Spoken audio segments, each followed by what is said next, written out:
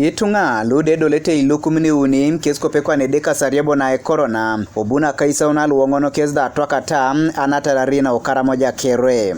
The magnitude of COVID-19 disease in the region, where over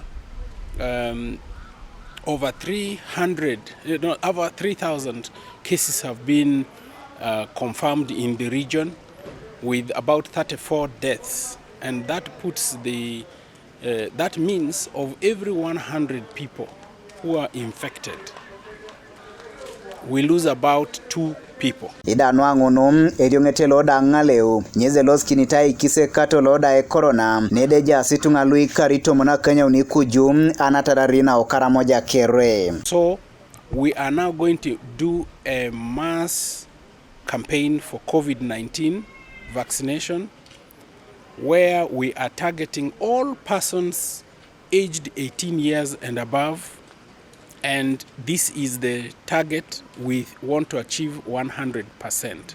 After the regional meetings, now the district teams, district leadership is now up to the game.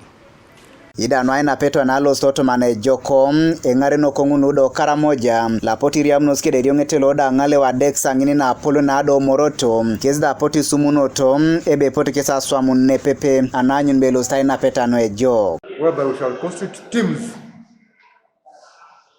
train, and also train the vaccinators, so that when the vaccination kicks off, we have vaccination teams per village, per parish, per sub-county. I have no doubt in my mind that our people are going to embrace seriously the vaccination against COVID-19, because they are very much aware.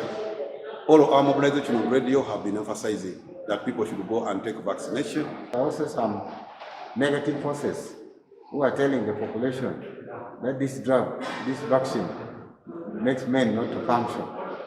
But in my mobilization meeting campaign, I have clarified that all these vaccines are good.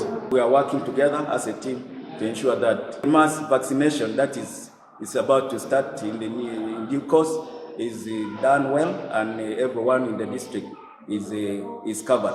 Ekato lo nyesde Ebeit agiono tomano sabiti ni yare lude ponitos akaolo nadam etutore swamakalo angale lude pota itolota inapeta no. Dr. Alfred Driwale nyesde balebe ekato bon nyesde rot lode pedora yuare tunga nede jarie bonada ekorona ide koti tunga isia utaijara kedade kana nare mame ine losi. COVID has come and we are under emergency to see it go. I can tell you it's not going.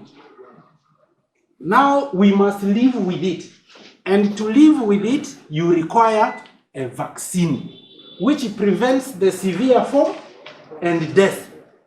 Are we seeing the things tying up? So we must explain these things to people with all honesty. Godfred Eyoku, TV East, Moroto.